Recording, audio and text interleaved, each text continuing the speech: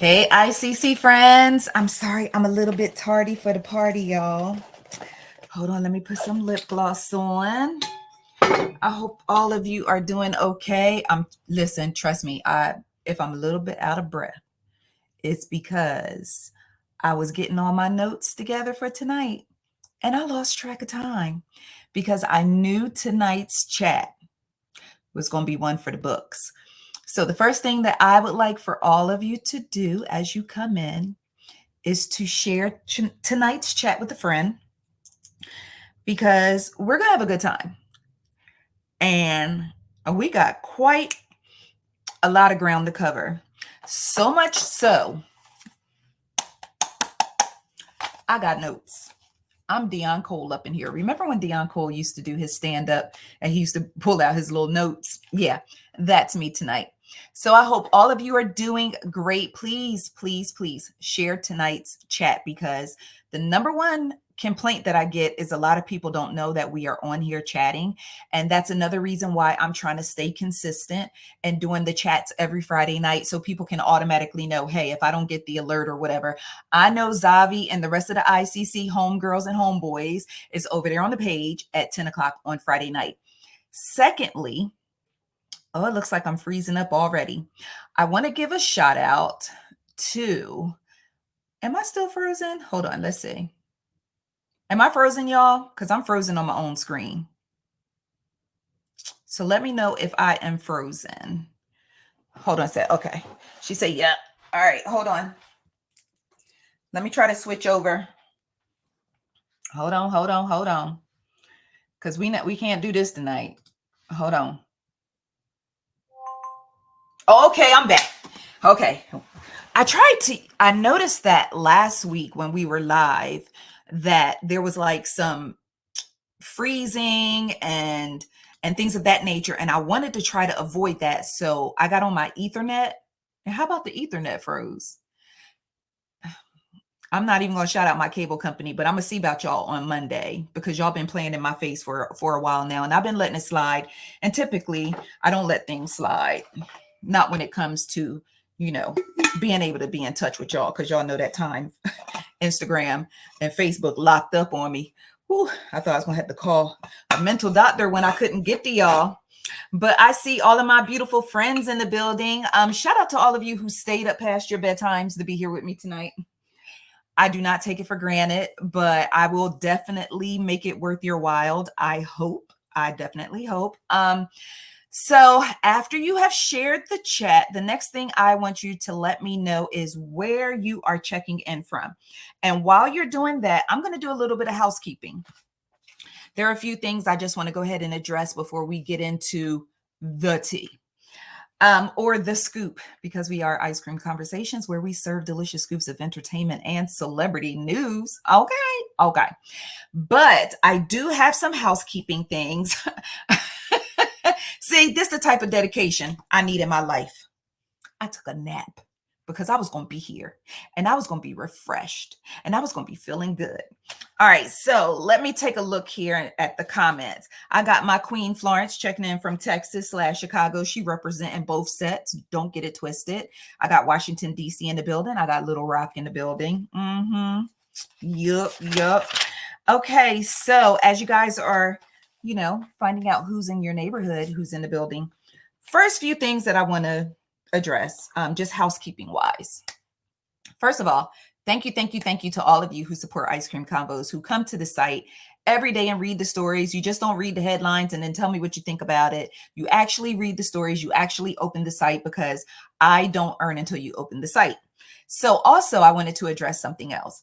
I know that every time I start a live chat, Facebook automatically puts this message and pins it to the top of the chat saying like, help me out or support me by sending me stars and all that. And I just want to take a moment to thank each and every one of you who takes the time to send me stars, whether it's 1 star, 200 stars, whatever. I appreciate every single star because it kind of made me feel like a little starra, but I definitely appreciate that. But over the past 2 chats, I've had a few people reach out to me like, girl, I don't do that, them stars. Like, you ain't got no other way for me to like show you some monetary love. And I kind of shied away from it because like when I see people like go live and they start hollering like their Cash App and Venmo and all that, just feels kind of like beggy to me. And I think after the third time it was said to me, I was like, okay, am I like blocking my blessings? So tonight you will notice that my name here is actually my cash tag. So if you are not a stars person, or if you are the people or the folks who pulled me on the side and said that you want to go ahead and show me some love in another way outside of Facebook stars, here you go. Okay. No pressure, no begs, no nothing. I just want to do what my people ask me to do. Okay. So if you do decide to show me some love, I greatly appreciate it. And of course, I will definitely acknowledge you. Second note of housekeeping, stop sassing me. I love the fact that the Ice Cream Convos community is one where we can laugh and we can cut up and we can show out and we can cut the fool, right? And there are times that we are going to agree to disagree. But I'm noticing, especially this week, that a lot of y'all come in the comments or follow or trail my comments, because one thing I'm always going to do is I'm going to jump down in the comments and kick it with y'all. Sometimes I don't, if it's something that I'm going to save for the Friday night chat to talk about, because I don't want to be misunderstood and I want to have the opportunity to elaborate on whatever it is I'm saying, because I have a tendency to type in a way that can get misunderstood. But for the most part, I jump down in the comments and I cut up with y'all. And if I don't if we agree to disagree, that is cool. You have every right to do that. And I want to create a space where everyone's opinion is important. But where I draw the line is when you start sassing me, because I don't sass you and you don't sass me. Okay. We all grown. Don't come to my job and tell me how to do my job. I won't come to your job and tell you how to do your job. So some of you have found that you can't comment on the page anymore. And you know, prayers and sorrows for you. Okay. Prayers and sorrows. But once I make the decision to remove you from the space, it's a permanent decision. Okay. Everybody's welcome, but everybody ain't going to stay.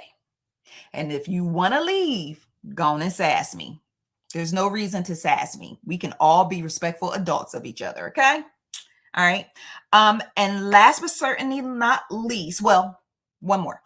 I want to take a moment to thank Traces of Tranquility. I received this awesome package in the mail today from one of my good ICC friends. And y'all, like, she sent me a smorgasbord of oil fragrances. And when I tell y'all, these smell so good. Like I can't even see, my eyes are bad because I would kind of tell y'all what the different fragrances are. But let's see. I can't, man, my eyes is so bad, Jesus. I can't even read because she has like these really gorgeous labels on here, but they're transparent and I can't really read them. But they smell so good. So I immediately reached out to her to let her know that when I put these on, I'm going to be in the danger zone of getting pregnant, and I don't want to do that. And then she said that if I do get pregnant from wearing her scents, that she will co-parent with me. So I want all of you to visit imcandlebay.com. And I will go ahead and put it right in the comments for you now. Hold on, because I'm going to multitask tonight. I am candlebay.com. All right, so it should be popping up in the comments for you right now. So I definitely want to give her a shout out for that, because it always makes me feel special when someone sends me, you know, gifts. Like, you know, I'm just a regular girl who like to give y'all delicious scoops of entertainment and celebrity news. But one thing, I love surprises. And secondly, I love to have the opportunity to experience your different businesses and the products that you all have. So, you know, and it's a great opportunity to get some free advertisement, because, you know, I'm going to blow you up on the live chat. All right. And before we get started into the tomfoolery and the madness and the mess, I want to take a moment to give my condolences and pay to the family of Louis Gossett Jr. And I also want to pay my respects to that king, Louis Gossett Jr. is not only a legend, but he was a groundbreaking actor. He was actually the first Black man to receive an Oscar for Best Supporting Actor for his role in Officer and a Gentleman. So he passed away. I don't know if it was exactly today, but the news came out today that he passed away at the age of 87. So I just want to send, just take a moment to send my love, prayers, and condolences to the Gossett family and to everyone who knew and loved Louis. Okay. Look, Monique said, I am too old to be pregnant. Same. Okay. Same. Like that would be like the ultimate joke that God could play on me right now, is to make me pregnant at this age. No, no, no. I just learned last week about perimenopause. And also I want to say shout out to the queens of ICC. When I did the post about Halle Berry, I know a lot of people immediately wanted to jump into the whole herpes scare, and some of y'all was like, oh, she got herpes and she just trying to lie about it. She just trying to cover it up and all that. And I'm like, dang it, y'all missing the big picture. The bigger picture is that Halle Berry was brave enough to share that she thought, or a doctor told her, she had herpes. As a matter of fact, a physician told her she had the worst case of herpes he had ever seen without even testing her. And come to find out, after she was tested and she didn't have herpes, and her mate Van Hunt did not have herpes, then it was, oh, this might be a symptom of perimenopause. But I love the way that all the women in the post, I say all, but it was like a large majority, because it was a few of them in there just being stupid. Like, oh, she got herpes. Like, come on, y'all. We talking women's health. And even if she did, that's still another health condition. It's what is it? A sexual reproductive health type of, not reproductive, sexual health type of condition, right? So I just love the way you guys were sharing information with each other, sharing your personal information with each other. And when I say personal information, I mean experiences. You guys were, some of you are menopausal, some of you are perimenopausal, and just the way that you guys came in there and started sharing information, experiences. Hey girl, this is a supplement that I take and it kind of helped me. Hey girl, I didn't get my period for XYZ, and I learned through family history that it could be a sign of a bigger issue that I need to see a doctor about. And then y'all were just encouraging each other to go to the doctors and just to get seen. And man, listen, y'all don't understand how much that meant to me, because yes, I love doing celebrity news and entertainment. That's cool, but it's not necessary, if that makes sense, right? I provide escapism. You don't want to deal with what's going on in the world and what's going on the news, then come over to Ice Cream Convos and we can kiki about some celebrity stuff or whatever. But it's important to me to also add something of value when you come to the site. And I don't feel like I'm often given the opportunity to do that. Sometimes I will share stories. I told you guys last week, I will share stories that may be a little like rough or horrific, but there's a bigger lesson in it, right? And so that is my way of just trying to give you all something of value. And I know the headline might have seemed kind of like salacious or whatever, like Halle Berry has herpes scare caused by menopausal. I didn't feel like that was salacious, but it just depends on where y'all minds are, how you took that headline in, because my first thought was perimenopausal will make you think you have herpes. Lord, let me read. I made sure that I provided symptoms of perimenopause, just for people who may not have been educated, because before doing that post, I wasn't educated. But I just want to take a quick poll from all of you. I did have someone reach out to me saying that they could offer me some type of medical expert to come on and talk about perimenopause.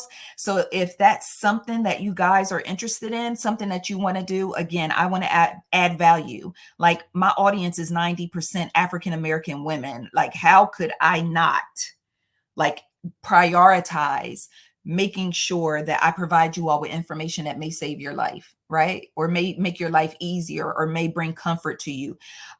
So TT said, like, doctors don't give us information anymore like they used to. And that's absolutely correct. And I don't know if they giving out medical licenses and Cracker Jack boxes. Remember that? Some of y'all might be old enough to remember digging down in a Cracker Jack box and pulling out a little prize, not knowing what it was. But yeah, like I went to a doctor once, told him I had a headache. He prescribed me a shitload of Prozac.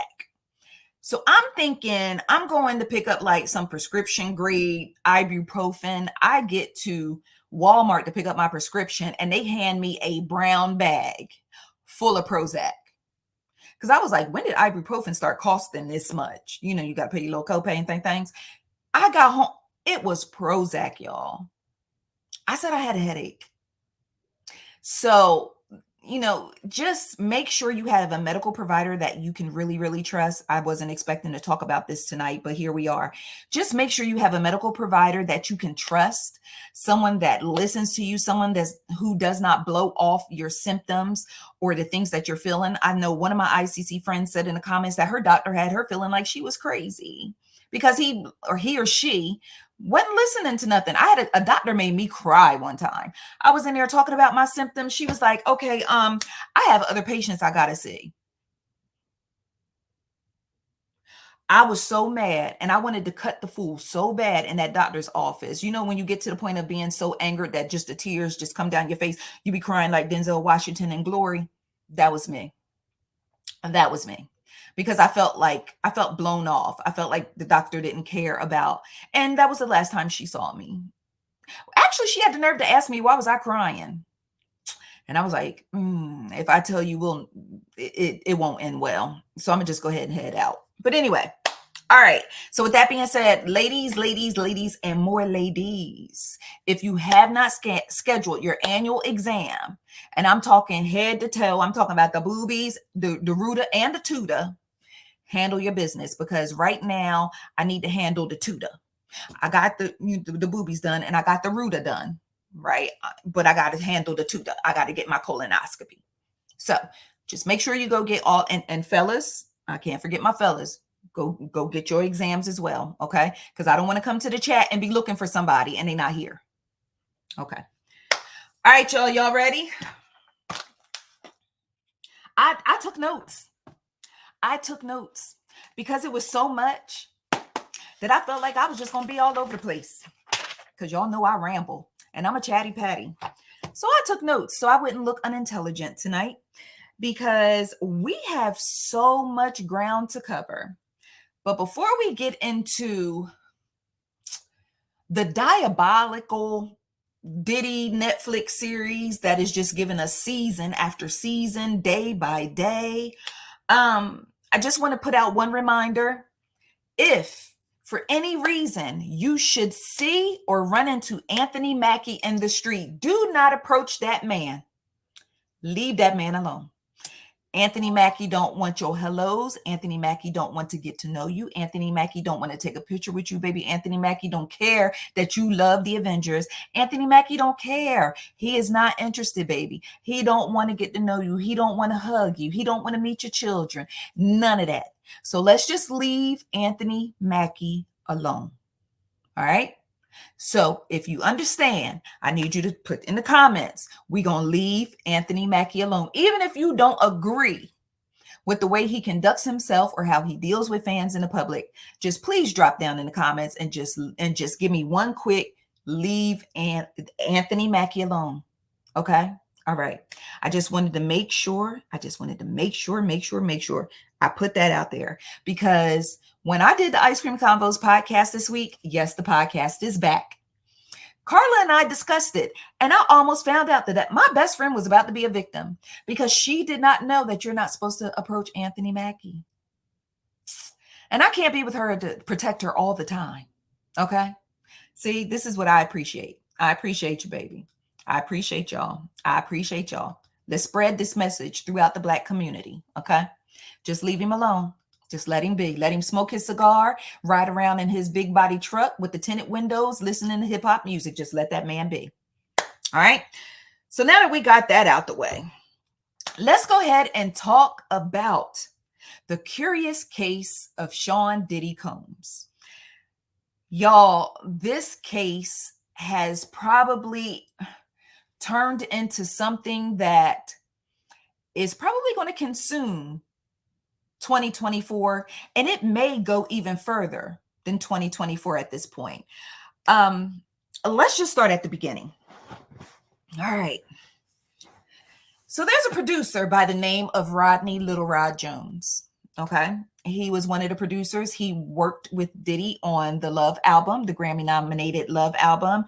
And while working on the album, he moved into Diddy's residence for a certain period of time to go ahead and work on said album. And during this time, Lil Rod said he experienced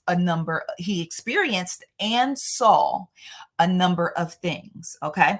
Now, we already discussed this in a previous live, not a Friday night live, but in a live chat on the Ice Cream Convos page, where I just shared with you all why he may have been coming out with this information. So I'm not going to rehash that. You can go back and watch that later. But in this lawsuit, Lil Rod accuses Sean Diddy Combs of sexual assault, of drugging him, of sex trafficking, and grooming. Okay. What makes this lawsuit very, very interesting is the way Lil Rod and his attorney have set this lawsuit up. They set this lawsuit up in a way that looks like it was designed to trigger a RICO. Okay. And the reason why I say that, and the reason why I believe that, is because me personally, Xaviera, I don't ever recall seeing a lawsuit as detailed and that listed every single person in the organization and their role or their job, what they did or what they were appointed to do. I'm sure they exist. But in the space of hip hop, I have never seen a lawsuit itemized by crimes. Okay. In the lawsuit, in addition to Sean Diddy Combs, some of the plaintiffs listed in the lawsuit are Diddy's eldest son, Justin Combs, a Motown executive. Her first name is Ethiopia. I am not going to disrespect that woman and butcher her last name. So we're going to go with Ethiopia, and y'all know who I'm talking about. Another record executive, Lucian Grainge, and Diddy's chief of staff, Kristina Khorram. It's either Khorram or Khorram. I don't know. I never heard her last name pronounced, but by looking at it, it's either Khorram or Khorram. Now, let me just rewind for a second. Kristina Khorram, you guys have heard her name before. And the reason why you've heard her name before, at least if you read icecreamconvos.com on a regular basis, you guys may recall when Justin got that DUI and Misa snapped on Diddy on social media, she cussed Kristina out too. I don't know if y'all remember that, but she cussed Kristina out too. She told Kristina, don't try to play with her or handle her, but play with your mammy, something to that nature. Because Kristina, I guess she's the cleanup crew. She handles all of Diddy's dirt. She tries to sweep everything under the rug. She's described as Diddy's right-hand man, even though she's a woman. Some would describe her as what's the lady's name? Ghislaine. Some people have given her that label. I'm not going to do that because I don't feel like going back to court. Okay. But she is Diddy's chief of staff. And throughout Lil Rod's lawsuit, Kristina's name is listed a lot. You know why? Because she got to make sure everything is moving and shaking and everything is a well-oiled machine for Mr. Combs. That is her job. That's what she's hired to do. Okay. Now, there are some other people who were named in this lawsuit. They weren't necessarily named as a plaintiff, but they was in the mix, right? So we're going to call these people supporting cast members, okay? Some of the supporting cast members in this lawsuit are one, Mr. Stevie J. You got Cuba Gooding Jr., who has already got his own, got his hands full with some civil lawsuits for alleged groping and sexual misconduct. One, Mr. Meek Mill. He wasn't named by name, but we know who they were talking about. Okay. We had Brendan Paul, aka White Boy Rick. We'll talk about him a little bit more later. And then you have Young Miami, who was named in a lawsuit. You have Daphne Joy, that was named in a lawsuit. A young lady by the name of Jada was also named in a lawsuit, and they were named as alleged, as 50 Cent would say, little sex workers. Okay.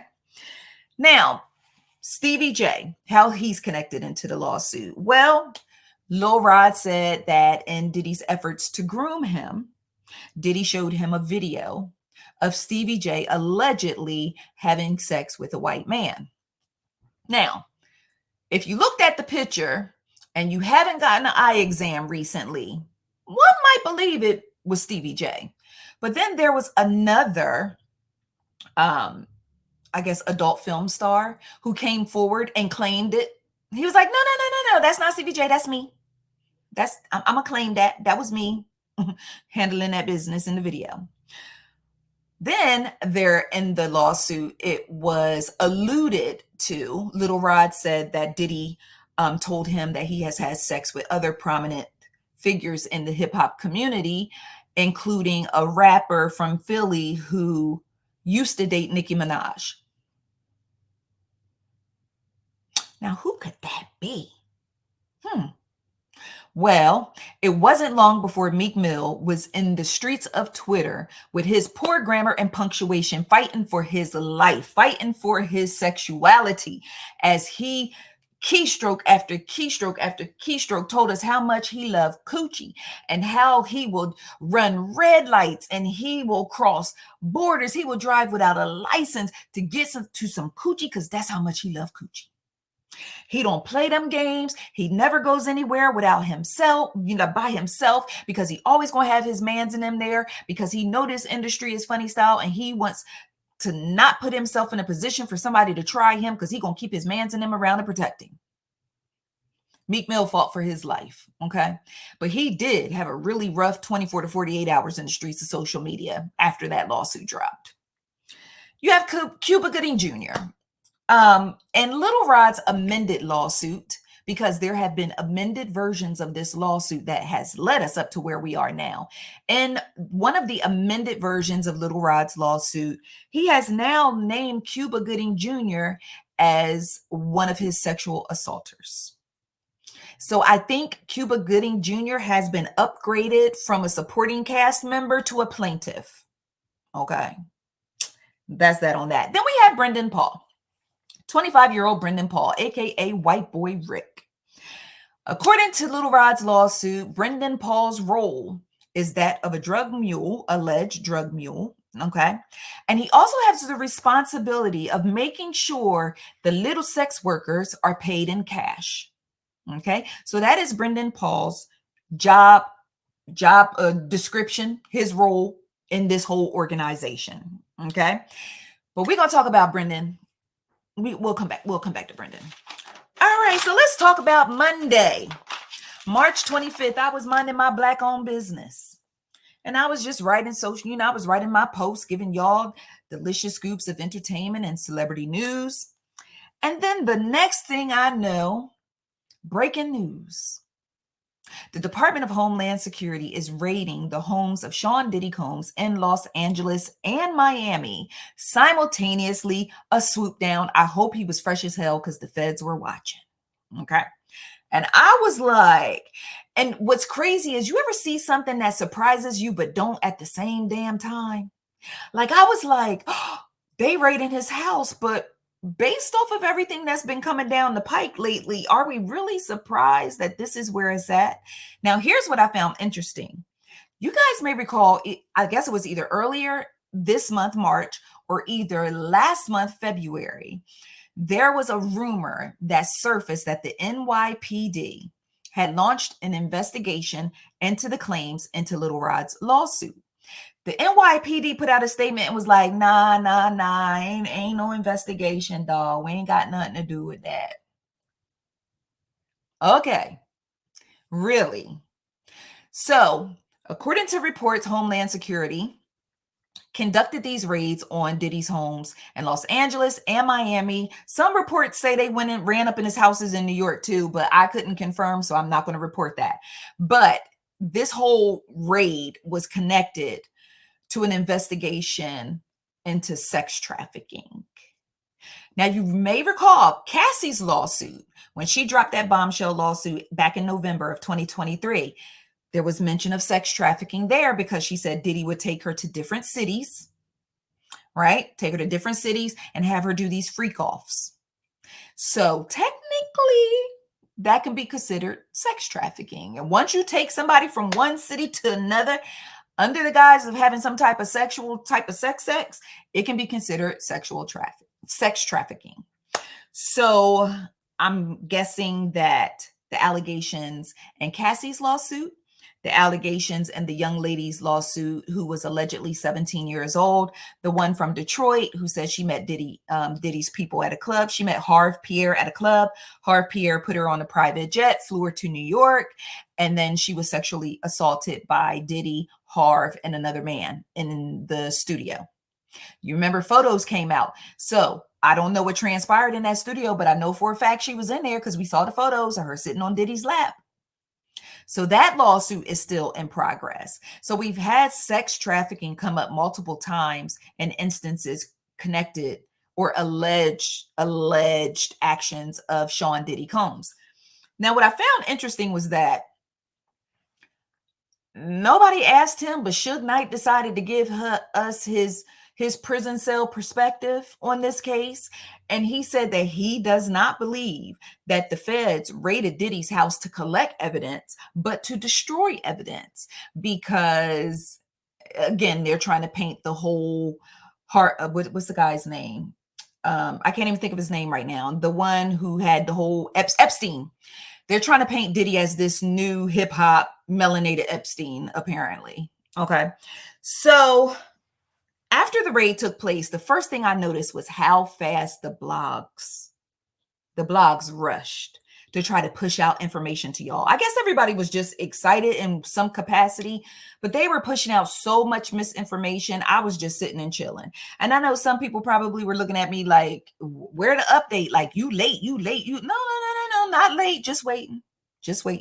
Because I saw posts that said Diddy was on his private jet trying to flee the country, and the plane was in Antigua, and Diddy was in another country. Diddy was on his way to Russell Simmons. He already had set up a spot in Bali. He had got tipped off that the feds was coming. That's why he wasn't home, even though his sons, Christian and Justin, were handcuffed in the yard. It was just a lot of misinformation.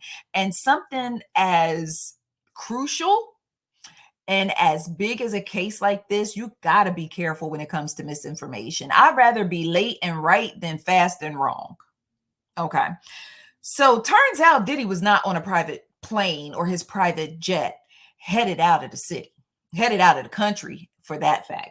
He was actually at Miami Airport, Opa-locka Airport. I like saying Opa-locka Airport. And that's where he was pictured. And that's where camera crews, caught him and the feds talking to him. And apparently he was getting ready to board a private jet, but they're saying that he was planning to take the kiddos on some type of vacation. But what I found interesting is, of course, the feds did not arrest Diddy. I'm pretty sure whatever they were gathering in his home is what they're going to use to put their case together. Okay. But what I did find interesting was that Lil Rod's claim of Brendan Paul being a alleged drug mule for Diddy. It was almost like the story was writing itself because Brendan Paul got arrested at the Miami airport for having cocaine and weed candy on him, which is a felony at the airport.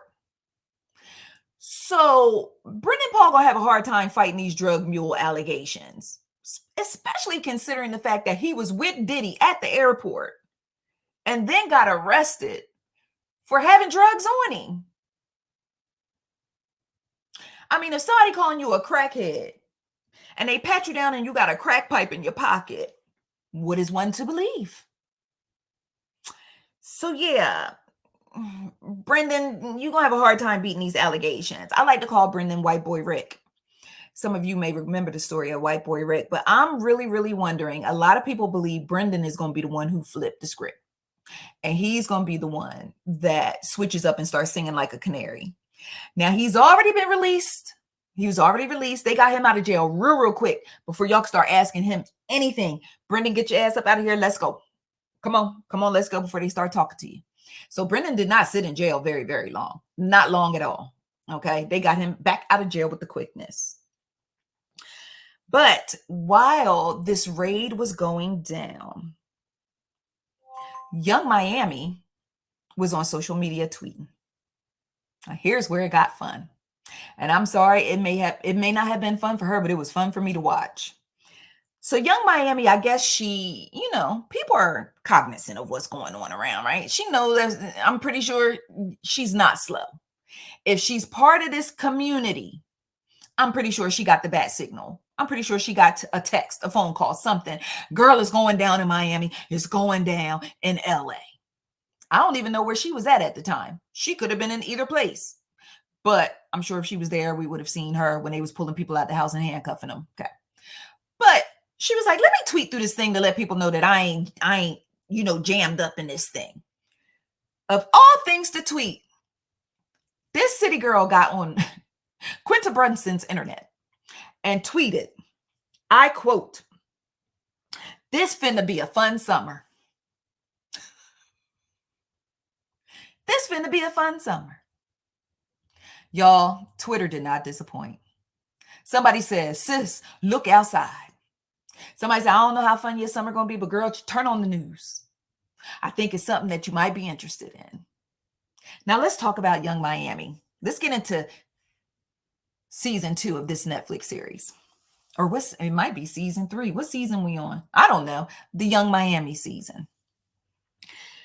Now, Young Miami, whose real name is Caresha Brownlee, she's 30 years old.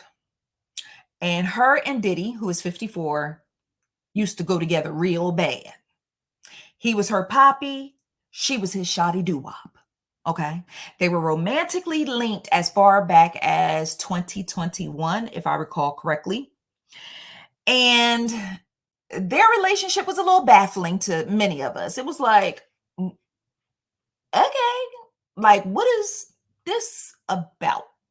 Because Caresha is a young tenderoni, and I mean, 30, depending on what you want to call it, young. But Caresha is a cutie. She's young in the grand scheme of things. She's young compared to Sean.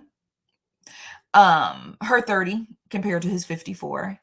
And plenty of people was like, well, what do they have in common? What do they talk about? Like, okay. But I mean, depending on how you get down, the bottom line is money, right? The bottom line is money. Now, there have been reports and rumors and things of that nature that Young Miami kind of bragged about having a $250,000 monthly allowance from Poppy. And I was like, that's an awful lot of money just to be a homie lover friend. I was like, okay. But then there was a video that surfaced of Young Miami in an interview. And when I tell you, be mindful of what you say on video, because some things just don't age well. And there was a clip of Young Miami sitting up smiling, just as cute as she want to be. And she said, I'm a whore with the W.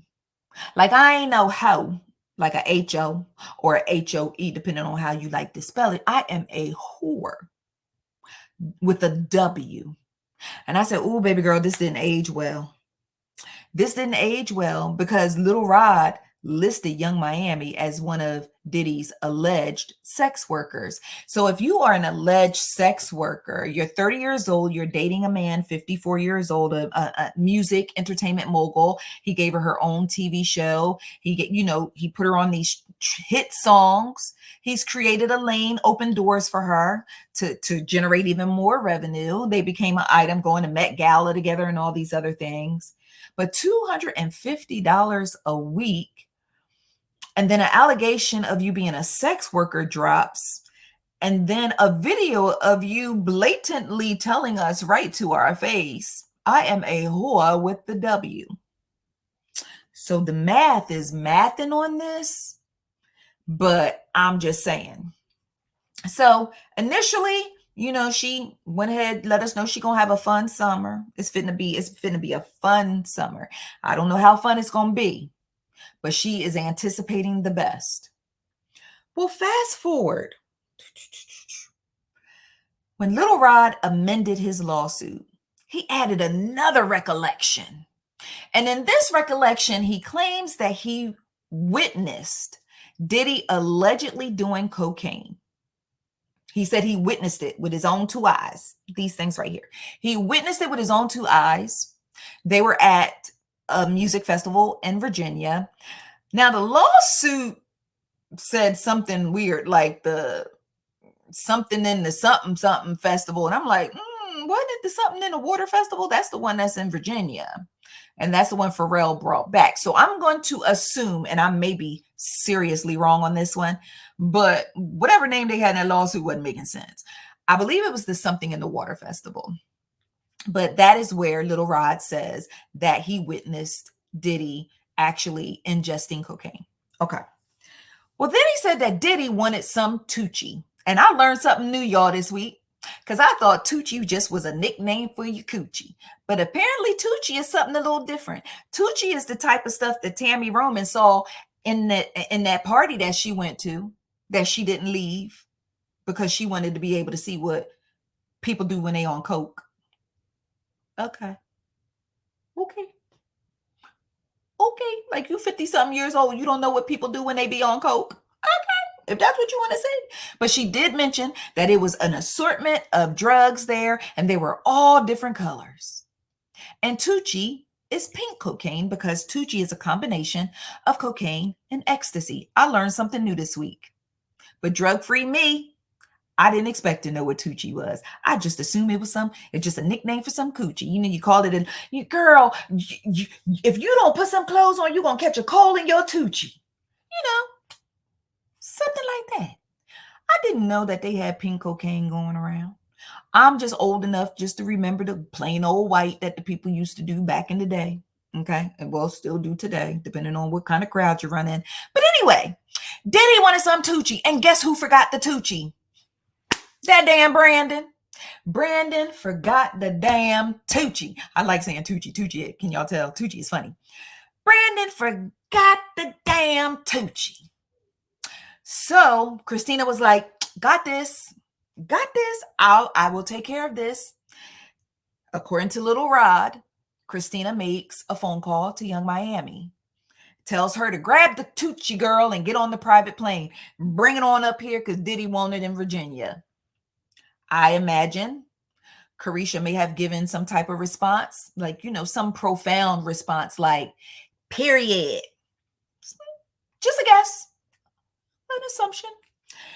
So Lil Rod claims that Young Miami boarded a private jet to deliver this Tucci to Diddy in Virginia, which could be considered transporting drugs.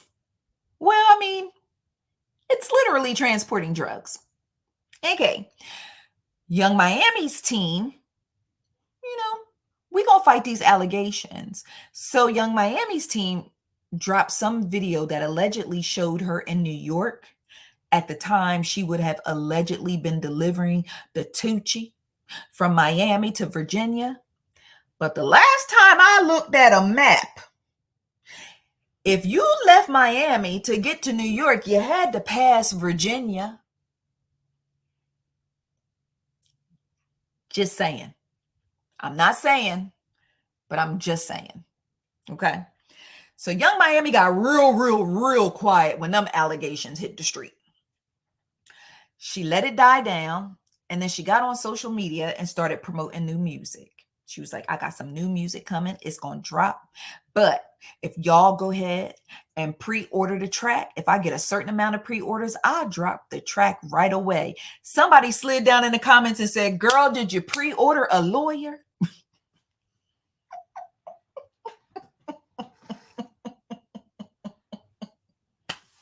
Not pre-order a lawyer. Y'all just don't care what y'all say to people on social media. They asked this girl, Did she pre-order a lawyer? And I hollered the loudest holler I've ever hollered. That was funny to me. Y'all ain't got to laugh, but it was funny to me. So, Young Miami has not released any type of official statement denying any of the allegations against her. She is basically moving in a space of Omarion, where she's just going to try to act like she is unbothered. She just going to go ahead and push this music. She going to push this, she going to push that, but she going to pretend that she don't recognize the fact that her name is out here being ripped to smithereens all up and through the streets of social media and through up and through Lil Rod's lawsuit. Because you also remember Lil Rod said that Young Miami brought her cousin to the house and her cousin sexually assaulted him.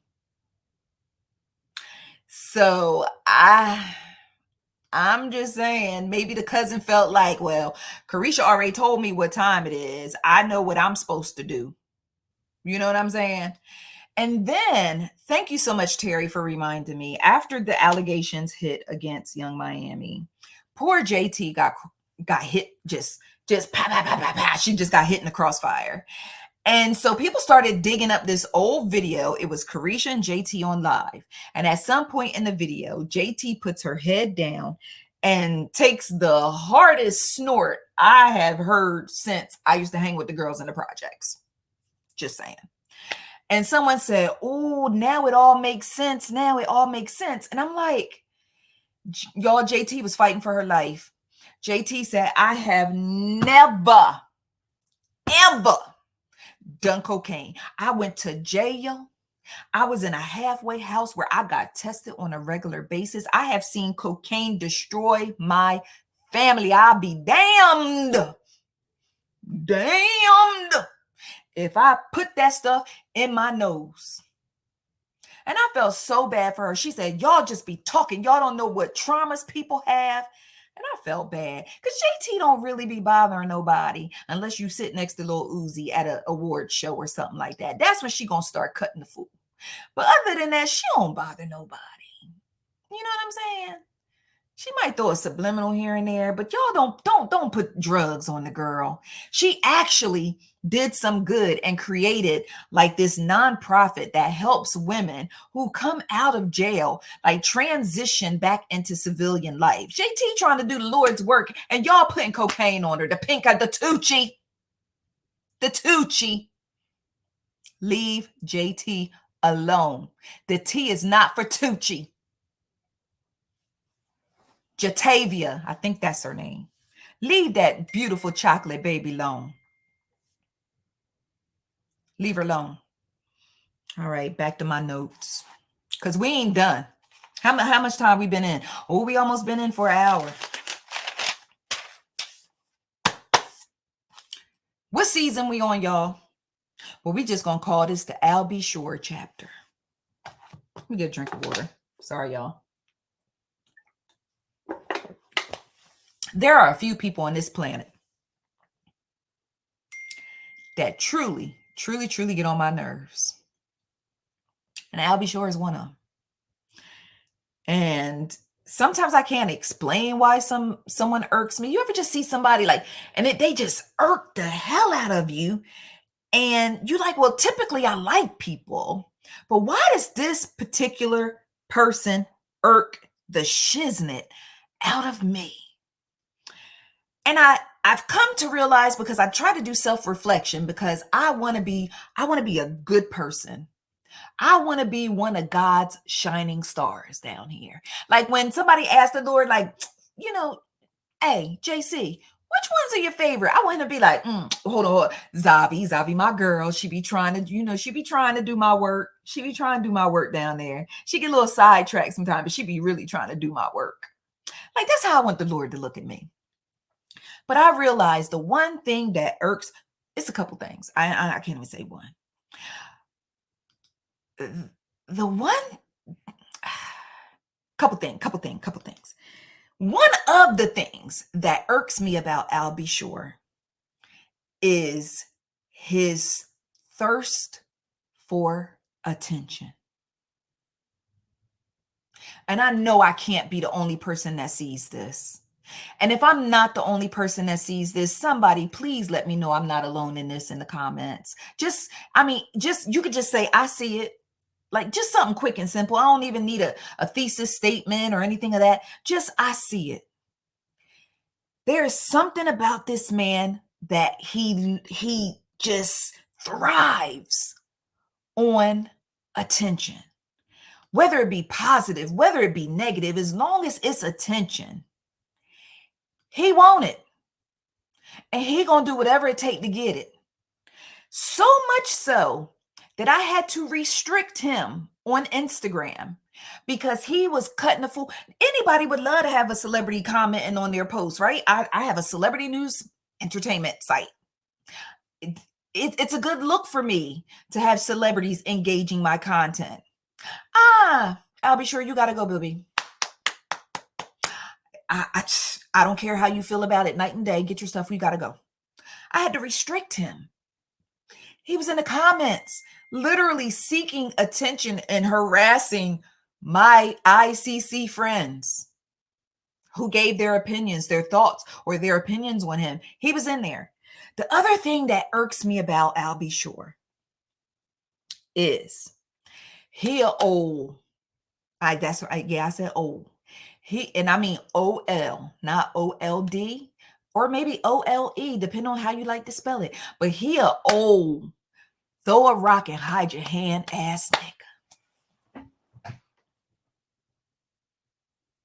He is. He is. But I'm going to get into the details of it. So, for those of you who may be a little bit on the younger side, not my family going ham in the group chat. Y'all keep hearing that ding. Hold on. Let me silence my family because they cutting up in this group chat right now. Hold on. I got to get out the chat. Leave the chat. Hold on, y'all. Let me close out messages altogether. And I could play catch up when I get done with the chat. All right. I'm back. Thank you so much for being patient with me. All right. So for those of you who are not familiar with Al B. Sure, Al B. Sure is a late 80s, early 90s R&B singer. He had hits like Night and Day. Do you wanna rescue me? Girl standing there. Yeah. Al B. Sure. How are they still dinging? I logged out. Hold on, y'all. I love my family, but why are they cutting up right now? All right, I'm gonna have to put them on the silence. Okay. All right, I'm back. So Al B. Sure was an R&B singer, but he is now moonlighting as a radio personality. Okay. Al B. Sure dated and was briefly married to Kim Porter. Yeah. I don't think a lot of people realize or knew or remembered that they were briefly married. And when I say brief, it was brief. Okay. But from their relationship, they welcomed a precious baby boy named Quincy Brown. Some of you may not know his last name is Brown, but his father's name is Albert Brown. That's what the Al B is for, right? Albert, imagine, never mind. So we have Quincy, who is named after Quincy Jones, who was Al B. Sure's mentor. Okay. So Al B. Sure and Kim were together. And here's a fun fact. Al B. Sure wrote Jodeci's Forever My Lady about Kim Porter. Let me know if y'all knew that too. All right. So, as the legend would have it, and the reason why I'm saying the legend would have it, I'm going to be very careful in choosing and picking my words because y'all know I'm already trying to get my life back together after this last lawsuit. So, as legend would have it, Kim Porter was working at Uptown as a secretary. And she got pregnant. She had Quincy. And remember when Mama D told Erica Dixon, you left little Scrappy for dead. You left my son for dead. All I'm going to say, the shortest version of this story is that Kim Porter and Quincy ended up living with Misa Hilton. Do y'all know who Misa Hilton is? Misa Hilton the mother of Justin Combs, Diddy's eldest son. Now, y'all can go ahead and start doing the math now if y'all would like. I don't mind. I'll wait. Misa took Kim in after Abby Shore decided he did not want to think about her night and day no more. Now, some of you may recall Wendy Williams. I think it was her first book. It was one of those books. I can't remember because, Wendy wrote a few books, but I think it was the very, very first book that Wendy wrote, her memoir. And in the book, she talks about how Misa talked to her about allowing Kim Porter to come move into her home. And now I'm going to be very careful because I got to be mindful how I speak on people who not here anymore. I'm just going to give you I'm going to keep my commentary off of it. I'm going to just kind of tell you what Wendy said in her book, Misa told her regarding Kim coming to stay with her, if that makes sense. Leaving my commentary out, okay? Because I'm definitely, I am respectful. Misa said when Kim was living there, if you have your eyes and ears open, you already know what Misa went through allegedly with Diddy. And Kim was like, girl, you don't deserve that. You don't be, girl. He got to go. You deserve better. You know what, girl? You right. I deserve better. Fast forward. We got Christian Combs and Delilah Starr and Jesse James Combs. Because when Misa severed that tie with Diddy, Kim says, skirt, skirt. And it became Kim and Puff. Now, Kim started dating Puff when Quincy was around 3 years old. Now, Kim is originally from Columbus, Georgia. I have a friend who was from Columbus, Georgia. She took me down to Columbus, Georgia with her. And I remember being down there and seeing Christian and Quincy playing in the yard. Because my friend went to school with Kim. And I'll tell y'all in Patreon what my friend told me about Kim, because I refuse to talk crazy about anybody or just say anything that could be misconstrued as crazy. So let me go ahead and put the Patreon in here. And when we get off tonight's chat, patreon.com, Ice Cream Convos, y'all can meet me over there. And I will tell you what my friend who went to high school with Kim Porter told me about her. Okay.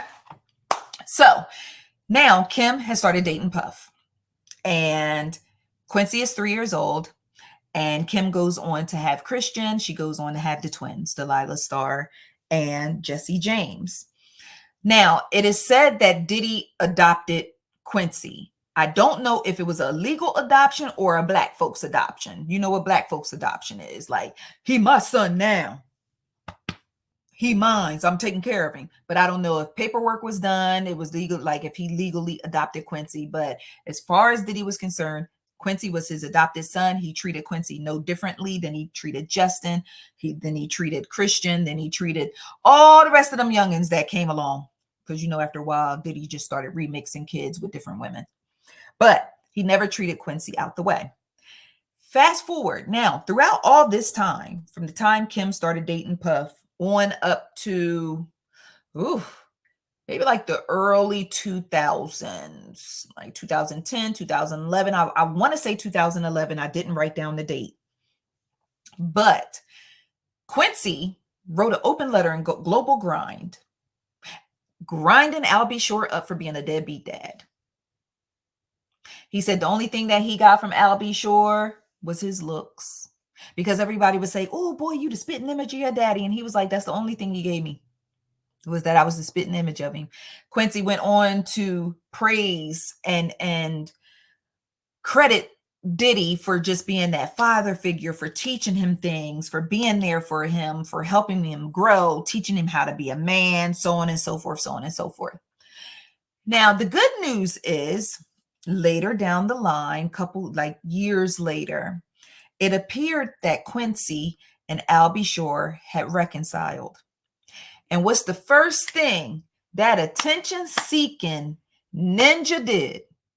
Posted a picture of him and Quincy on Instagram so he could get all the likes and show that he not a deadbeat dad no more, because Quincy is standing there posing with him. And that is the same picture that he recycled this week when once again Albie Shore jumped out the window for attention. So let's talk about it. Albie Shore posted this letter. Hashtag letter to my son. Hold on, let me pull it up verbatim so I can read it to y'all. I'm sure every last person in here has already seen this letter, but bucket, let's go ahead and just read it. Hold on. Okay. It says, hashtag letter to my son. Come home. The door emoji, is wide open. You're safe here, son. I love you, Pops, comma, your biological, raise fist. If y'all don't get this beige man off my damn internet.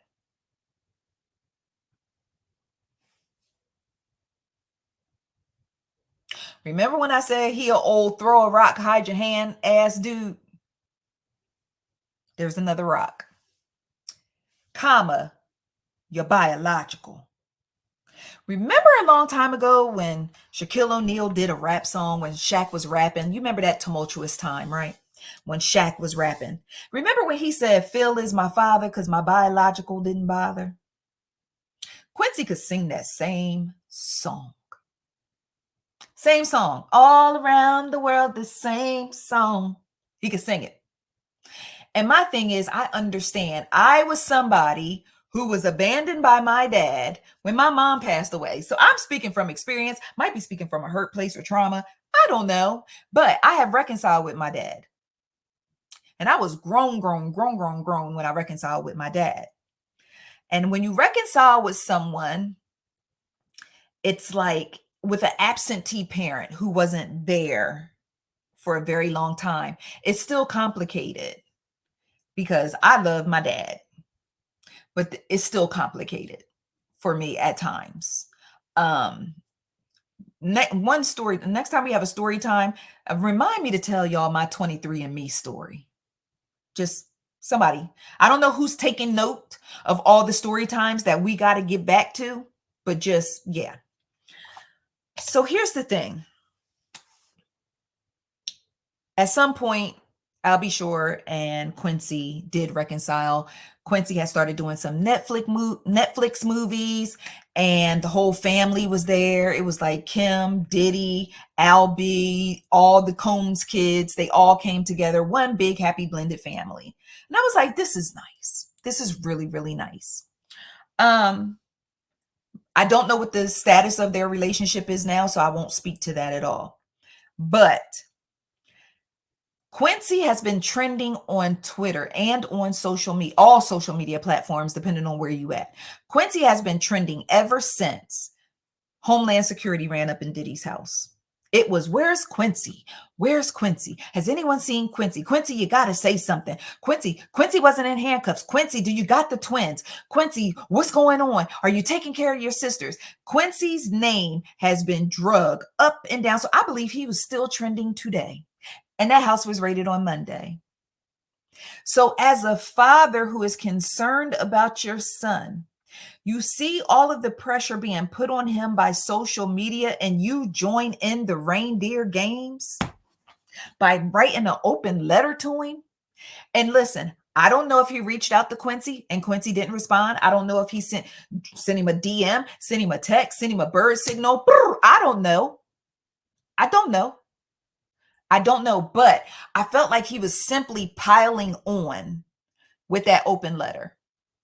Not only was he piling on, it was clout chasing. And it went from, like, first of all, do Quincy need an emoji of a door? Come home. Has Quincy ever lived with you? What do you mean come home? Was that a dig at I'm coming home, coming home? Diddy song? Was that like a dig? Because I told you, Al B is an old throw a rock, hide your hand ass dude. Why do we need a door emoji? Why did we need the your biological on the backside? As if he's saying, stop running around with that man. He ain't even your daddy. And regardless of what crimes Diddy has allegedly committed or have not committed, at the end of the day, he did raise Quincy and took care of Quincy. How, whether or not we agree on what he taught him or how he raised him, Quincy seems like a well-rounded young man to me, because guess what? He had his mama. Quincy, listen, that Porter family, his grandmama, his nana, I think his nana's name, I can't remember if his nana's name was Delilah Star or Jessie, because one of the girls is named after the grandma. That Porter family don't play about them kids. So even regardless of how he was raised over here, he getting love and attention and everything he need over there. Trust. That might be where he at now, but trust. He's getting that. So for Al B to do the whole biological this, that, and the third, I need for y'all, because y'all be killing me and sending me to an early grave with this whole Al B Sure couldn't be a father to Quincy because Diddy wouldn't let him. Diddy bullied him. These are the things that I saw. These are the excuses that I saw you guys made for Al B Sure. Because y'all know I'm not caping for no deadbeat dad on any day of the week. Alleged deadbeat dad. I've dealt with deadbeat dads firsthand and backhand. No, not letting y'all cape. Y'all said that Diddy wouldn't let Al B Sure be a father to Quincy. Y'all said that Diddy bullied Al B Sure, a grown ass man. Oh, Diddy used his money, power, and influence to keep Al B Sure away from Quincy. Well, Quincy is a grown-ass man now. What's the excuse now? If I want to get in touch with my daughter, I don't have to put a door emoji on Instagram and tell her to come home, your mom, biological.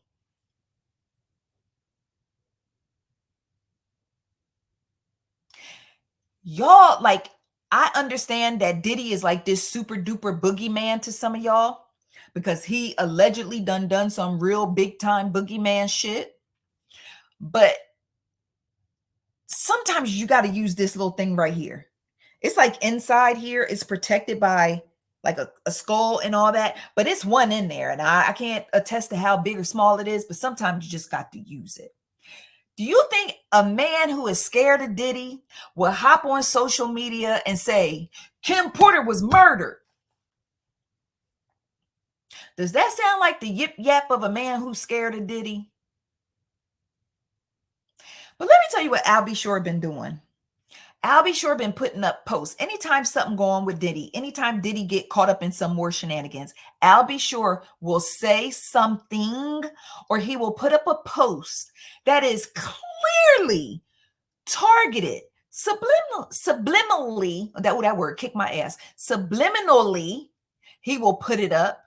But it's obvious who he's talking about. And this is why I say again, he thrives on attention and he is an old attention-seeking ass. He put up this one post and said, it was something to the effect of like people, I'm paraphrasing, but it was like people getting what they deserve. Their time has come. Chickens coming home to roost type post. All the black blogs grabbed it. Ooh, Al B Sure said, Al B Sure fire shots at Diddy. Al B Sure fire shots at Diddy.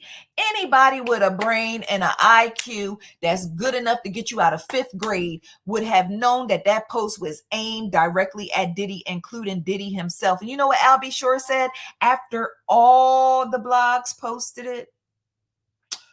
I was talking about a former business associate, someone who had did me wrong, but now they are getting what they, sir. Look me up. Stop playing with me. How do young people say, stop playing on my top? I hope that don't mean nothing sexual. Really? Then there was a clip I saw the other day, and I'm like, why am I seeing this? Because, like, and it seems like the people that you get sick of keep popping up in your timeline. Albie Shore popped up in my timeline because, of course, other blogs posted it. He was at the gym. He was on the gym. He was like, yeah, I had recorded a video, but then a song came on in the background. He was like, so I had to scrap the video because I ain't posting that video with that song in the background. He was like, sometimes you got the this, that, and the third, or been around the world and yah. You playing. You ain't scared. I don't know why you got all these people thinking you scared of Sean Diddy Combs, but you not scared. Albie Shore ain't scared of that man, and he shouldn't be because he a grown-ass man. But I don't know where y'all got this narrative from that Albie Shore is scared of Diddy. That man ain't scared of Diddy. He fires shots at Diddy every chance he get. He put up that video talking about how he wrote Forever My Lady for Kim. Okay, Albie, tell the people what happened after you wrote the song. Tell the peoples what happened. Tell the peoples why Kim had to go live with Misa. I mean, Forever My Lady it's a jam. But let's talk about the remix. Tell the people why Kim had to go live with Misa. If she was forever your lady. Ooh, yeah. Tell the people why she had to go live over there. But you know what? That's Black history, right? So let's move forward. So we have Al B. He puts this letter out. And then Quincy may not have been raised by that man. Let me tell y'all something. My baby daddy is a deadbeat. My son's father is a deadbeat. He is the deadest a deadbeat. I'm talking about no pulse, no signs of life deadbeat. He is the deadest of deadbeats. Okay? Y'all, when I'm talking about deceased of the deadbeats. Okay? And it's like, how do I want to say this?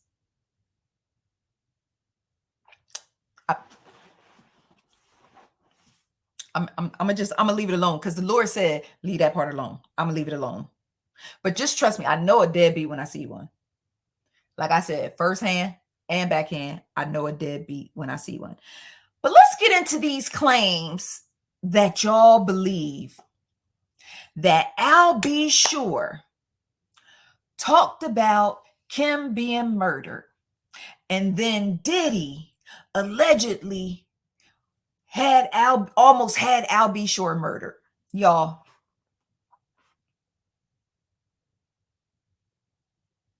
you serious? Y'all serious? Remember, Al B. Shore almost died. Yeah. Al B. Shore was obese. Al B. Shore had multiple chronic health conditions. Al B. Shore had liver failure. Al B. Shore had gastric bypass surgery to try to lose weight. Al B. Shore had liver failure and had to undergo a liver transplant. So y'all telling me that Diddy destroyed Al B. Shore's liver? Y'all telling me that Diddy made Al B. Shore obese? Is that what y'all saying to me right now? Make it make sense, y'all. How did Diddy almost have Al B. Shore killed for speaking out? Like, I literally be in my comment section sometime and I'll be like, Lord, I can't block people for just being dumb. I can't block people for just believing whatever it is that they just believe in, even though it makes no logical sense. Unless y'all gonna tell me Diddy poisoned him.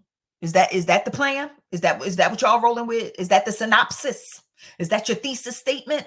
Like, how Al B. Shore has been very vocal about his obesity. He has been very vocal. Remember, Al B. Shore did a whole video on social media of him being at the hospital, pushed back on a gurney, pushed back going into surgery.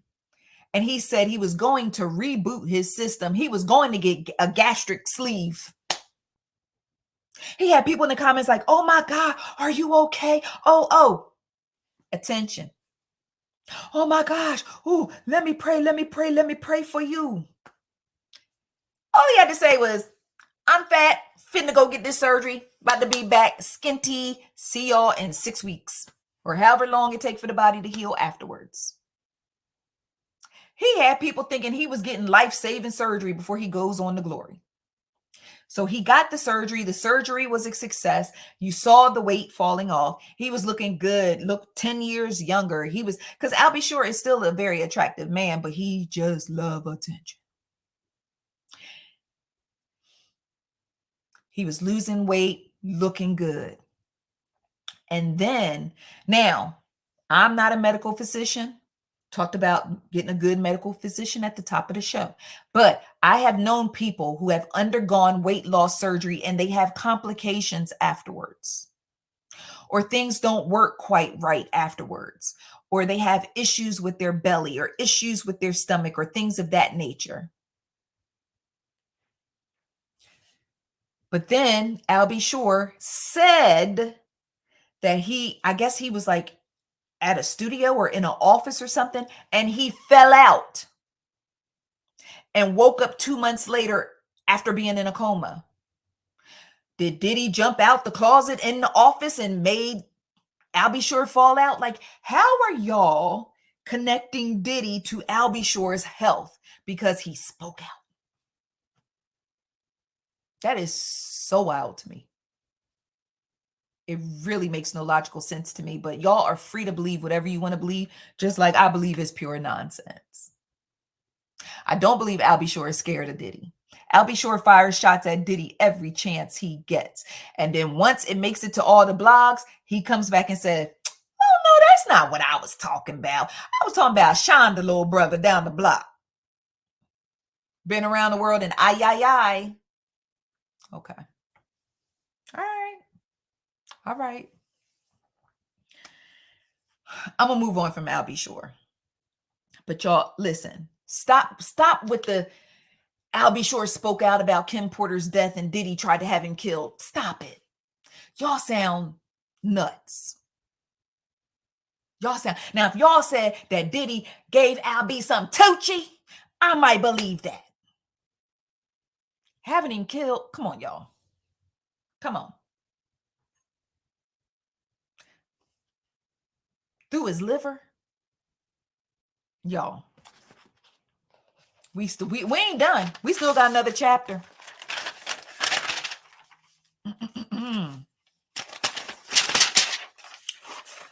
Next chapter. 50 Cent and Daphne Joy.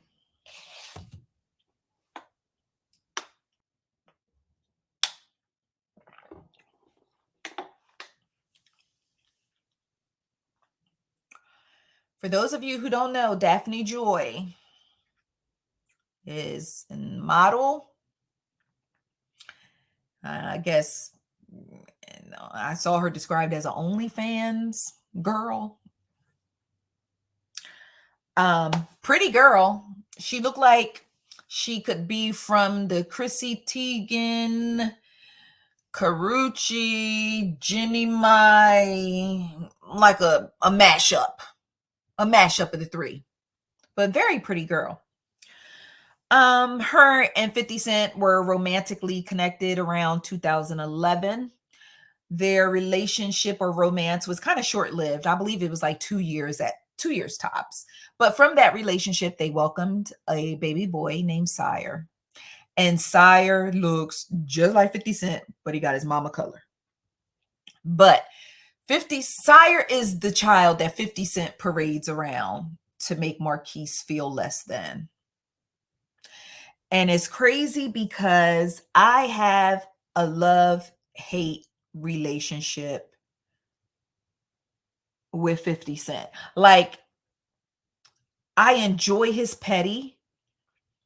I think he is fun. I think his petty is funny to a certain extent.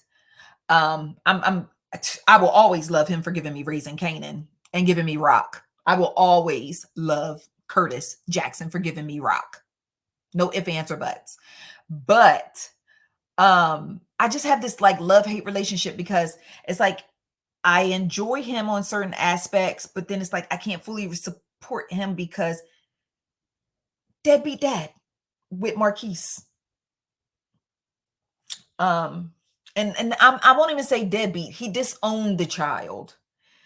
And I don't know what they went through personally. I know what they've aired out publicly, but that young man wants his dad back, regardless of whatever they have gone through. That young man wants his dad back. But I wasn't here to talk about that tonight because that's triggering for me. But Daphne was listed as one of the little sex workers in Lil Rod's lawsuit. It was Daphne and Young Miami and another young lady named Jada. I'm not sure who Jada is. Hopefully it's not Pinkett Smith. I just don't know. Okay.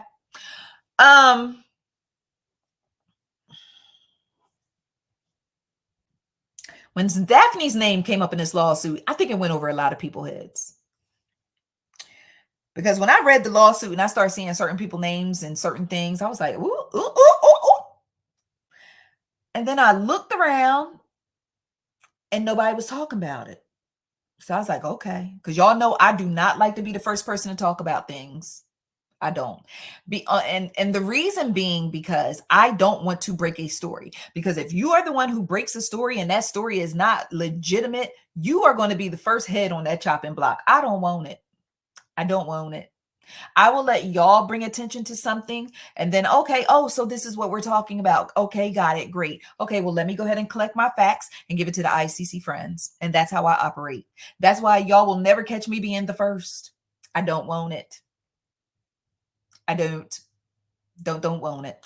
All right. So with that being said, Daphne was named in a lawsuit. So 50 Cent took to social media and he was like, I didn't know you was a little sex worker. You little sex worker.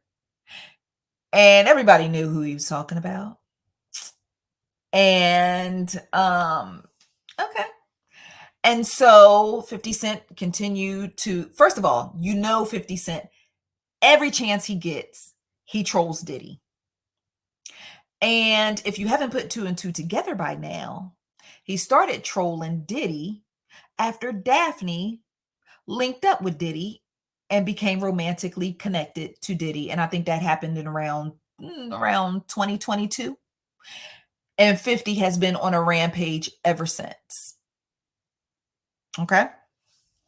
You may recall in 2022, Daphne put out a statement asking 50 Cent to stop villainizing her because 50 Cent posted a photo of himself and their son, Sire. And he said, look, son, that's your mom over there. I told you these bitches ain't shit.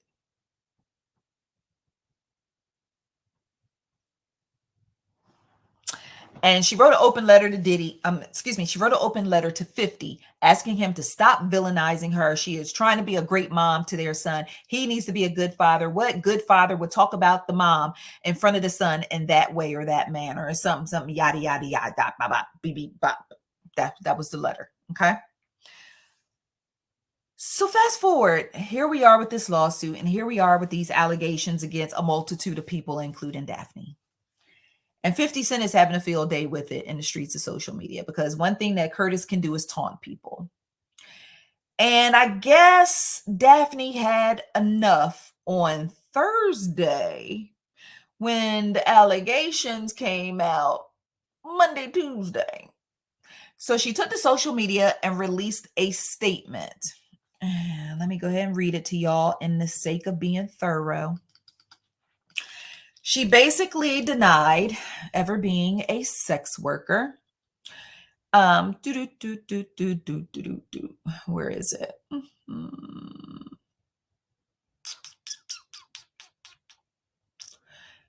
Let's see. Where's the statement? I had it right here.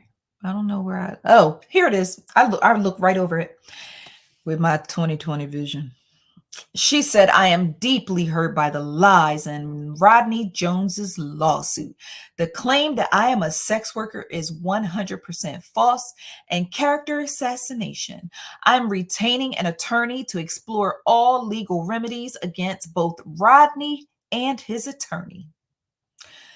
All right, boo-boo. So here's where I operate from. I'm gonna wait to see if she filed a lawsuit against Rodney. Because how many times have we seen people be real loud hollering they gonna sue and don't? Remember the episode of Judge Mathis where the two ladies were on there and they used to be friends? And it turned out they fell out. I forgot what they fell out about. Might have been some money, something. But one friend aired the other lady out and said that they used to have sex. And Judge Mathis, being messy, he was like, well, did you? And it went viral. I wrote about that post on Ice Cream Convos probably last year. Do you know why I was on vacation with my cousins? We had a cousin vacay in Atlantic City having a good ass time. 2:00 in the morning, I get a phone call from a strange number. And I answer the phone. And the woman on the other line was sassing me. Y'all know that's the one thing. Ooh, I can't fight no more because I'm not going back to jail. I already told y'all about that story. So I don't tolerate sassing me. And she was telling me that she is the lady that was on Judge Mathis and that she demands I take that post down because I don't know her. I never interviewed her. And if I don't take that post down, she gonna sue me. I said, ma'am, if you're going to sue anybody, start with Judge Mathis, because you literally went on a national television show trying to sue somebody else and got aired out for being a lesbian. You went on there to try to get some cash and it got aired out for being a lesbian. And you are calling me 2:00. I said, ma'am, do you realize it's 2:00 in the morning? She said, yes, I do. I said, oh, so you intentionally called me to be disrespectful. Because number one, you calling me to sass me. Number two, you calling me at an ungodly hour, even though I was up because we was drinking and we was turned up, my cousins. But that's not the point. My business hours are 9 to 5 Eastern standardized time. Okay. So you intentionally called me to be all I know is you better take that post down. I said, ma'am, this is public property. It was on television. So before I take it down, how many millions of users on Twitter who done retweeted that same clip gonna have to take it down first? Well, my brother is an attorney and I'm gonna have him sue you. Well, you have your brother who's an attorney call my attorney, but don't call him 2:00 in the morning being sassy like you doing with me. And I just hung up because I don't speak. I don't speak that. And I gave her more time than she actually deserved by calling me. So the lady who got aired out, for the record, y'all, the lady who got aired out as being a lesbian because she wanted to sue this other lady and act high and mighty in court, she called me. And guess what? She ain't sue shit. She ain't sue me. Them other people got me. But it wasn't her. The other people got me. So, ciao, bye. So I say all that to say we have seen many instances where especially celebrities, they get on social media and they holler real loud about how they about to sue this person or sue that person or something. This is defamation. Where the lawsuit be at? As soon as we forget about it or as soon as the smoke dies down or clears out, they keep it pushing. Because people think automatically, oh, if they gonna sue, they mean business. They standing on business. Child. So until she files that lawsuit. But what really got me was Daphne posted a video of herself crying. Y'all, don't nothing blow me more than somebody posting a video of themselves crying. It's like, I'm sitting here and I'm feeling sad about something. And I'm like,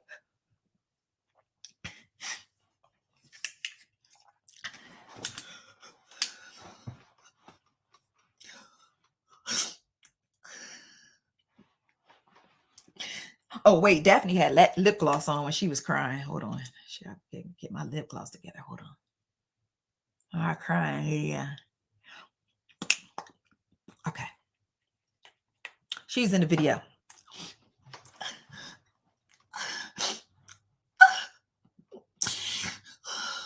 Lip gloss popping. How sad you got to be like, oh shit, I'm crying. Hold on. Real quick. Grab the phone. Plug the charger in.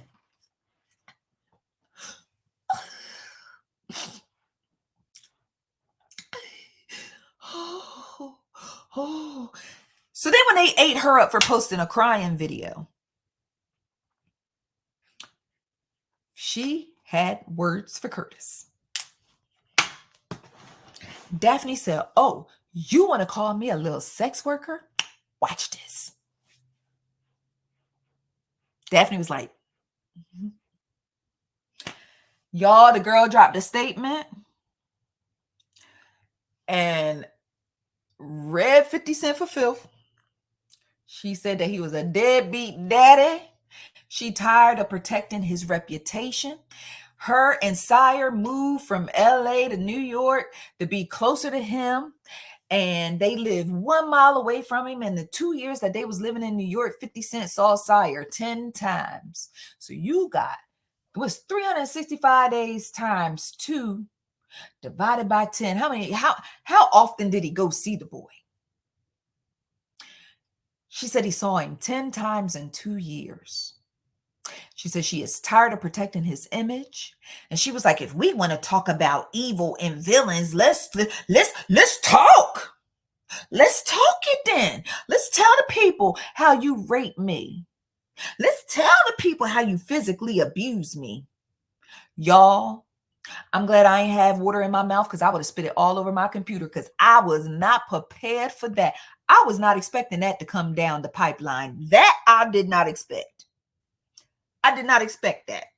I don't think Curtis expected it either, but I was like, oh, this how we doing it today? We done went from little sex workers to rape and physical abuse. Okay, well, let's do it. Here we are. So 50 Cent responded back to social media again. He was like, you didn't move to New York to bring Sire closer to me. You moved to New York trying to get another baby, you little sex worker. So then I'm like, well, Curtis, did you see the other stuff she said? Why is we talk about her moving to New York? Did you see, Curtis, look, paragraph 2, line 3. Did you see the other stuff that she said? Why are we talking about her moving to New York? Did you see the other stuff? So for the other stuff, he had his attorney release an official statement basically saying that the allegations are unfounded, or basically the allegations are retaliatory because he plans to seek full custody of Sire in the wake of the allegations against Daphne in this shocking lawsuit. Okay. So now 50 Cent is allegedly seeking sole custody of Sire. So he took the social media again and told her, see you in family court, little sex worker. Y'all, all of this, all the way down to Stevie J challenging 50 Cent to a fist fight on national TV because 50 Cent had posted a screenshot of a headline referencing back to when Lil Rod said in the lawsuit that Diddy showed him the video of Stevie J. So 50 posted a headline referencing that situation regarding Stevie J and was like, dang, Stevie J, what's up? So Stevie J initially, he was like, oh man, come on now. You know, ain't no truth to that. Come on now, get your money up. You know, it ain't no truth to that. And then I guess when Stevie J saw the other comments, he got a little bit embarrassed and he had to up the ante a little bit. So then he started talking about, oh, you just jealous or you mad because homegirl with gang, and or you must be SMD and Lil Rod. Then he was like, I want the smoke. I want to fight. Let's fight on TV since it's entertainment. Let's fight on TV.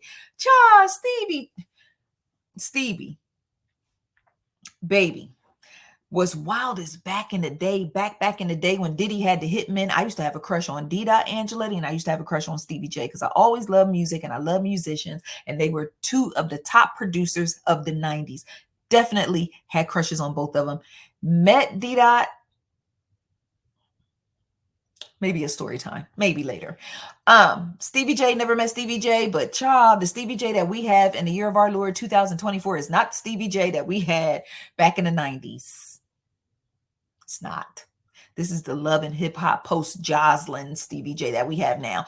So Stevie J got the camera and he all like, yeah, I want to fight. I want to fight. What's up, Curtis? And for the first time, I realized, I was like, Stevie J is challenging 50 Cent to a fight, but his bottom row of teeth are already brawling, dog. His bottom rack is in a full-on brawl right now. And I know that I probably could use a retainer or some teeth whitening, whatever it is that my dentist sees in my, foresees in my future. But dog, keep that phone out your mouth. And challenging 50 Cent to a fight may not be the brightest. First of all, 50 Cent ain't going to fight you. Because what's going to happen, I mean, Stevie, you were struggling with Jocelyn on Love and Hip Hop. Struggling with Scrap on Love and Hip Hop. I know you've been in the gym. I seen you. You've been in the gym. I wouldn't try you. But yeah. Challenging 50 Cent to a fight on social media is the goofiest shit I've seen all year. One of them. 1 or 5, but goofy nonetheless. 50 Cent is not going to fight you, dog. What? At this point, we should be looking at retirement plans. What are you talking about fighting? Anyway, yeah. So, Lil Rod has really, really scorched the earth. And I remember when Lil Rod first just filed that lawsuit, people was like, he lying. Why now? This don't make no sense. He lying. If Lil Rod is lying, this is what I said to someone. Lil Rod may be lying about something, but he telling the truth about something. He's telling the truth about something. Unless this man has the mind and the imagination that can write the next Marvel film, he's telling the truth about something, because that lawsuit is way too detailed, albeit it's written like somebody in middle school wrote it. But nonetheless, it's too many details, too many I's are dotted, too many T's are crossed. And the fact that Ethiopia, the Motown executive that was listed as a plaintiff, has reached an agreement with Rod, and now she is going to testify over here with Rod. Y'all believe whatever y'all want. But the writing be on the wall. All y'all got to do is read it. Hooked on Phonics work for me. All you got to do is just read it. The writing is right there on the wall. It ain't even in cursive because they don't teach that in school no more. But the writing is right there. You already got. Now, Lucian Grainge, another record exec, he was out hollering about he get out to get his attorney and he gonna sue Lil Rod too. We gonna see. We'll see. And I'm not saying Lil Rod is invincible. I'm not saying that his attorney may not have made some missteps. I'm not saying that's not the case. But what I am saying is,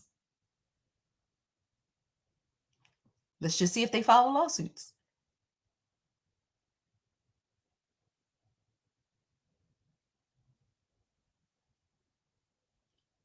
I don't know. That concludes the curious case of Diddy. And this other stuff connected. Y'all, these are the main talking points right here. And I know for a fact we ain't done, because those feds still got to process what they found in Diddy's house. And then Tyrese got out there talking about I'm only one crazy enough to stand up for Diddy. Crazy indeed. Crazy indeed. Because guess what? You ain't got to be loud to be a friend to somebody. Because if you chose to be a friend with someone who is doing things that aren't on the up and up, you look, how do you say, I support the victims and my prayers to the victims and the families, everybody impacted by, all the victims, but I stand with my boy? Huh? Okay. I don't expect much from Tyrese, y'all. I just don't. That's another tiring ass child. You talk about tiring? Mm-mm. No. But anyway, thank you all for joining me tonight. I'm getting ready to go watch Ready to Love. Somebody was like, people still watch Ready to Love? And I was like, I'm people. I still watch Ready to Love. The men on there are awful. They ain't give those women nothing to choose from, but I still watch it because I still want to support Will Packer. I'm a huge Will Packer fan. This show has been renewed for season 10, so hopefully they will get a better crop of people. But yeah. All right. Y'all, thank you so much for staying up and kicking it with me. Thank you so much to my usual Friday night chat crew. I see Lyrical. I see Mia. I see Shantae. I see Latricia. I think, yeah, Latricia. I'm saying that right. Come on, mouth. I see my Candle Bay in the building. I see Terry. I see Mimi. I see Candy. I see Elena. I'm about to make a song out of it because y'all know I used to have music dreams, but that's another day for another time. But anyway, thank you guys so much for staying up and just kicking it with me and just letting me share my thoughts, views, and opinions on what was going on in the streets of, in the streets at this point, just the streets. Speaking of the streets, Gypsy Rose back in the streets. And nobody had to die. But all right. But I love y'all. Get some rest. Have an awesome, and amazing Easter. If your kids are on spring break, enjoy spring break as well. And I'm tired. Y'all see my eyelids getting heavy. Let me just tell y'all this. I'm so proud. I didn't eat sugar all week because I wanted to see if I felt better or my health felt differently. No, it didn't. I'm about to go downstairs and drink some liquor right now. Yeah, sure am. Yep. And I'm going to go watch Ready to Love. So love you guys. Thank you so much. Thank you to all of you who shared tonight's chat. Thank you to all of you who commented, who engaged, who shared your amazing and funny thoughts. You guys are the best, absolute best. But I love you guys. And I will see you next Friday, Lord willing. All right. Bye. Good night.